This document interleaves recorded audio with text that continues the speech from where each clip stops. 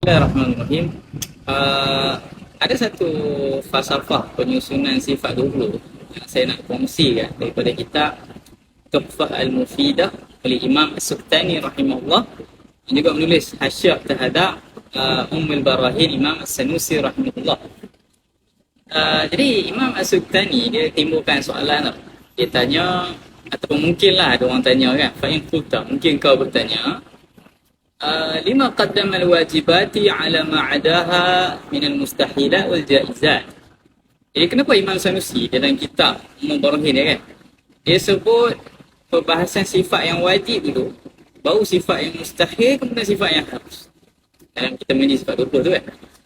Jadi Imam As-Suqtani bagi jawapan bahawa hubungan di antara sifat yang wajib ataupun pembahasan sifat yang wajib dan pembahasan sifat yang mustahil, hubungan dia seperti dalil dan perkara yang ditunjukkan oleh dalil yang kita panggil madlul. Kerana apa?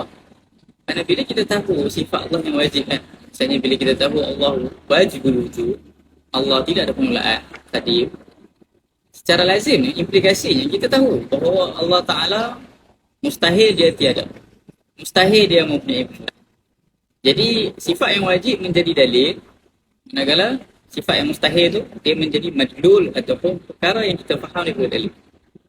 Itu pertama. Yang kedua, mungkin ada orang kenal dengan kenapa disebutkan sifat yang mustahil dulu kemudian baru yang harus. Okey. Yang dibincangkan wajib, mustahil dan harus kan dalam bahasan sifat 20. Jadi dijawab kerana sifat yang harus ni, al-jaizat ni, dia benda yang murakkab tau mafhum dia. Murakkab ni maksudnya dia terkomposisi ataupun dia ada himpunan beberapa makna. Sifat yang harus, makna dia adalah perkara yang boleh menerima ada dan boleh menerima tiada lah, secara mudah disebut. Ma yasihu fil aqli wujuduhu wa adam. Perkara yang harus. Akal boleh terima dia ada, akal boleh terima dia tiada. Jadi dia ada dua komponen, iaitu boleh ada, boleh tiada. Manakala sifat yang wajib, dia hanya ada satu komponen, iaitu wujud. Dia mesti wujud, akal tak boleh terima, dia tidak wujud. Sifat yang mustahil, komponen dia hanya tidak wujud, adam. Sebab akal tak boleh terima, dia wujud. Jadi memandangkan sifat yang harus, akal boleh terima dia wujud dan tidak wujud.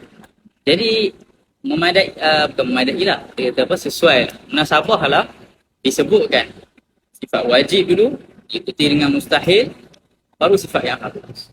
Okay? Jadi kitab Tuhfah Mufidah Imam Suqtani ni tuan-tuan perempuan, dia banyak fawaid ataupun perbincangan tentang falsafah sifat 20. Yang ni kenapa disusunan dia sedemikian. Okay?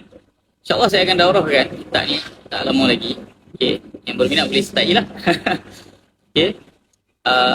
Dan kalau berminat lagi nak tahu faedah-faedah tentang falsafah sifat 20 dan akidah, boleh komen ni.